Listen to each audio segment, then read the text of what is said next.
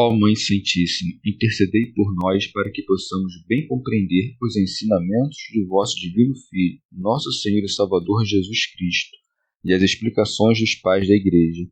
Ó Virgem Imaculada, ofereço-vos este trabalho e peço que abençoais aqueles que o ouvirem, e que seja para a maior honra e glória de Deus. Amém.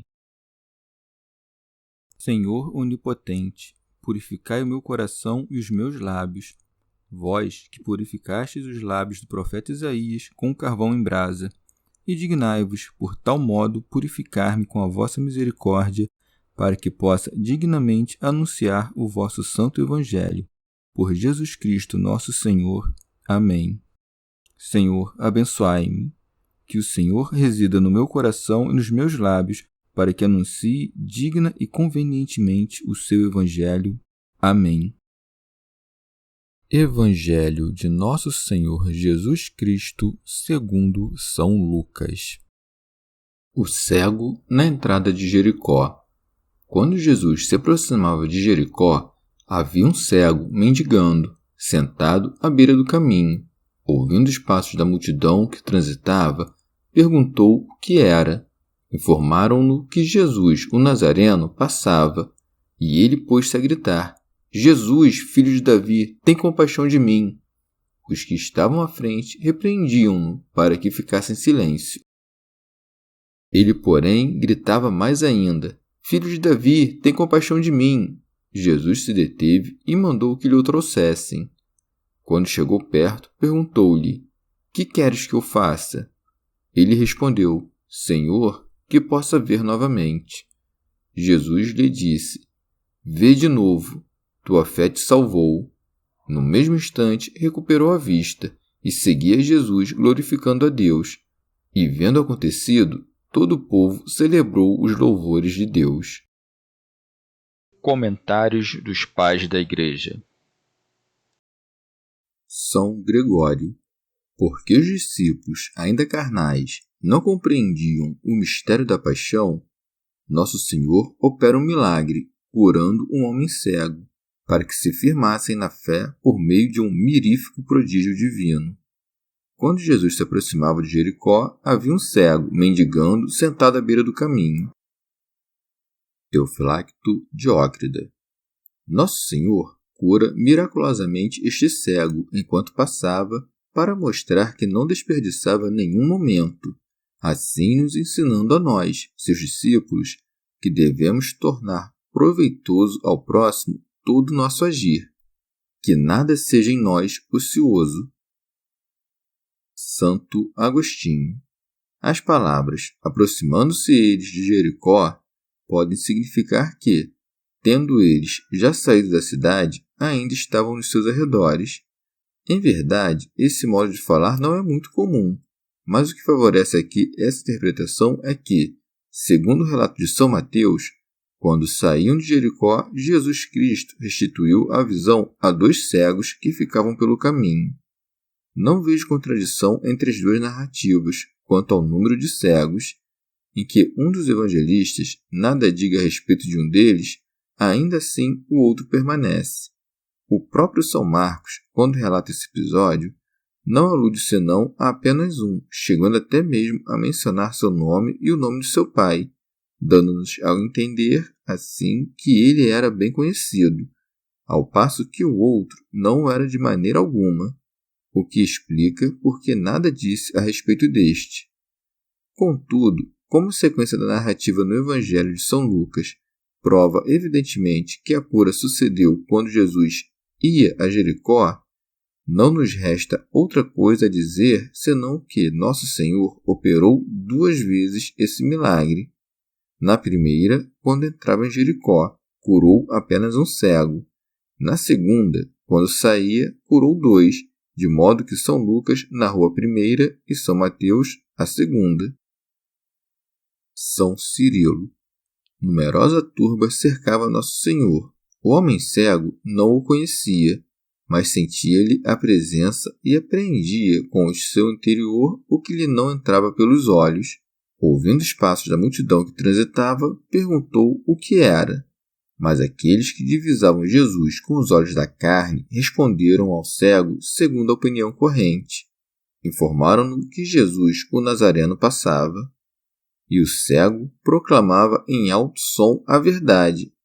Como acabasse de ser informado, vai além do que lhe comunicaram. Jesus, filho de Davi, tem compaixão de mim. Quem te ensinou isto, ó homem? Acaso leste as Escrituras estando privado da visão? Como pudestes conhecer a luz do mundo? De fato, aqui vemos que o Senhor verdadeiramente ilumina os cegos. Este homem, criado na lei dos judeus, não poderia ignorar que o Deus, segundo a carne, haveria de descender da linhagem de Davi, e assim se dirige a ele como a um Deus, dizendo: tem compaixão de mim. Belo exemplo a ser imitado por aqueles que dividem o Cristo em dois. Ele proclama aqui que Jesus Cristo é Deus ao mesmo tempo em que admite sua descendência de Davi. Muito de admirar também a fidelidade da confissão que faz, porque alguns desejavam impedi-lo de confessar a própria fé. Os que estavam à frente repreendiam-no para que ficasse em silêncio. Porém, um piedoso Denodo não se deixou intimidar por esses reproches insistentes, pois que a fé resiste a todos os obstáculos e triunfa sobre todas as dificuldades. É necessário pôr de lado, quando se trata de serviço a ser prestado a Deus, toda a inibição, sobretudo quando vemos alguns empregarem tanta audácia na obtenção de riquezas. Tanto mais devemos ser santamente corajosos no que diz respeito à salvação de nossas almas. Donde? Ele gritava mais ainda: Filho de Davi, tem compaixão de mim. Jesus Cristo se detém ao ouvir a voz dos que o invocam na fé e lhes dirige o olhar. Então, chamando o cego, lhe instrui a se aproximar. Jesus se deteve e mandou que lhe o trouxessem. Com isso, ele desejava que aquele homem que já se aproximara dele pela fé também o fizesse pelo corpo. Que queres que eu faça? E pergunta-o, não porque não soubesse a resposta, mas para o bem dos que estavam presentes, para que conhecessem que esse pobre homem não pedia dinheiro, senão implorava a Jesus como a um Deus, buscando o favor do poder divino. Senhor, que possa ver novamente. São João Crisóstomo. Porque os judeus, sempre prontos a falsificar a verdade, pudessem repetir o que já haviam dito de outro homem cego, este de nascimento, não é esse, mas outro que se parece com ele. Quis o Salvador primeiro que ele desse a conhecer publicamente a doença que o acometia, para só então vir a experimentar a majestade da graça divina. Mas, desde o momento que o cego estava com Jesus para que o curasse, Nosso Senhor ordenou-lhe com soberana majestade que enxergasse. Jesus lhe disse: Vê de novo. O tom de autoridade com que falava tornava ainda mais culpável a incredulidade dos judeus. Que profeta ainda falou desta maneira? Cuida, entretanto, o que lhe exigiu o médico divino. Tua fé te salvou. É pelo preço da fé que Deus vende os seus benefícios. E a graça não se espalha senão lá onde há fé pronta para acolhê-la. A graça é como que uma fonte abundante.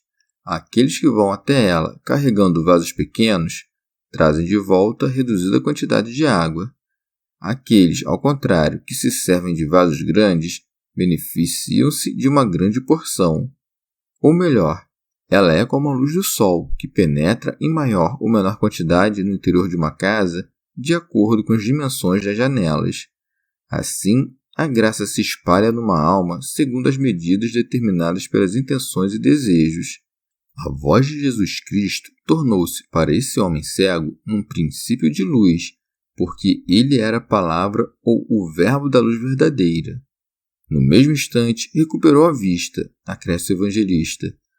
Ora, esse homem cego mostrou tanta gratidão depois da cura quanto fé antes, e seguia a Jesus glorificando a Deus.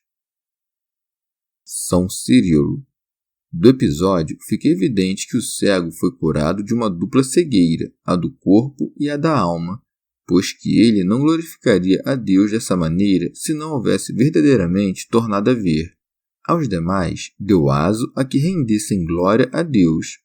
E vendo acontecido, todo o povo celebrou os louvores de Deus.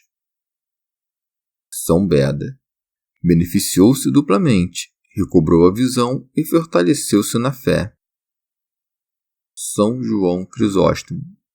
É o caso de perguntar por que Cristo proibiu aquele homem possuído de segui-lo, mas não procede da mesma maneira com este cego. É de razão que o faz. O primeiro envia o Nosso Senhor como um arauto a proclamar por toda parte a cura que obteve e o poder de seu benfeitor, porque é um milagre verdadeiramente extraordinário que um homem possesso tenha recuperado o perfeito uso da razão.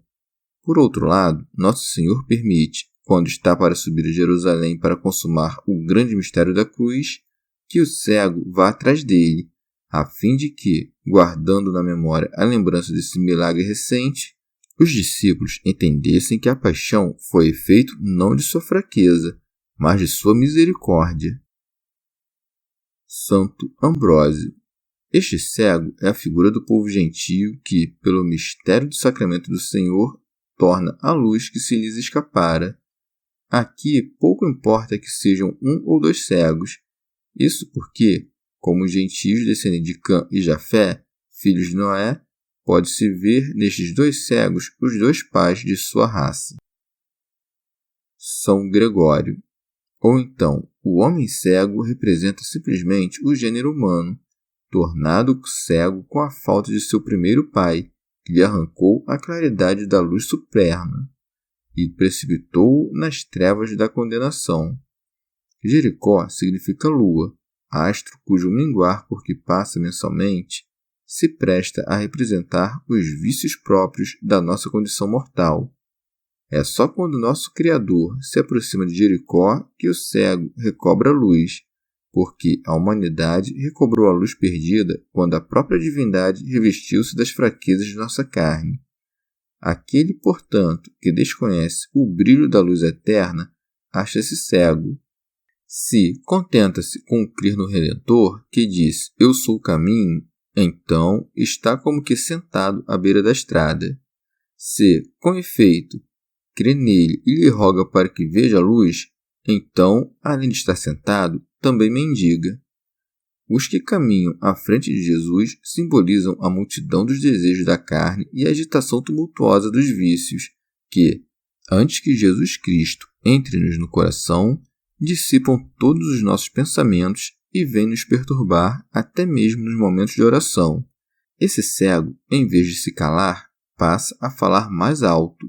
Do mesmo modo, quanto mais somos esmagados pela agitação e tumulto de nossos pensamentos, tanto mais devemos nos manter com fervor a orar. Quando durante a oração somos obsedados por pensamentos estranhos, sentimos até certo ponto que Jesus está passando por perto. Se, ao contrário, nos aplicamos com afinco à oração, Deus se detém no nosso coração e nos devolve a luz que havíamos perdido. Ou ainda, o passar é próprio da humanidade, o se deter não convém senão à divindade. Nosso Senhor, ao passar, ouviu o cego que clamava e parou para lhe devolver a vista, porque, com efeito, foi a conta da sua humanidade que se condoeu das súplicas que lhe dirigíamos na nossa cegueira, e por meio do poder de sua divindade que espalhou em nós a luz de sua graça. Ele pergunta ao cego o que este deseja, com o intuito de exercitar nossos corações na oração, pois que nosso Senhor quer que lhe peçamos o que ele já sabe que pediremos e que nos concederá. Santo Ambrósio. Ou então ele pergunta ao cego com o fito de nos ensinar que não podemos nos salvar sem que confessemos nossa fé. São Gregório. O cego não pede a Nosso Senhor dinheiro, mas luz. Guardemo-nos, pois, de lhe pedir riquezas enganosas. Peçamos essa mesma luz, cuja visão é concedida apenas aos homens e aos anjos, e é a fé que nos conduz até ela. Como diz Nosso Senhor ao cego, vê, a tua fé te salvou. Ele, de fato, agora vê e caminha ao lado do Salvador, porque se pôs a praticar o bem que experimentara. Santo Agostinho.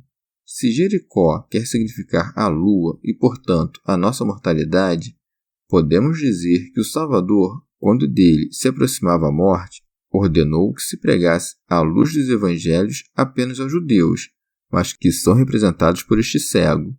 Mas, quando ressuscitou dos mortos e deixou a terra, mandou que essa luz fosse pregada tanto a judeus quanto aos gentios, representados pelos 2 cegos de que fala São Mateus. Chegamos ao fim de mais um dia de comentários da Catena Áurea. Muito obrigado por ficarem até aqui, que Nossa Senhora derrame suas graças sobre nós e até amanhã.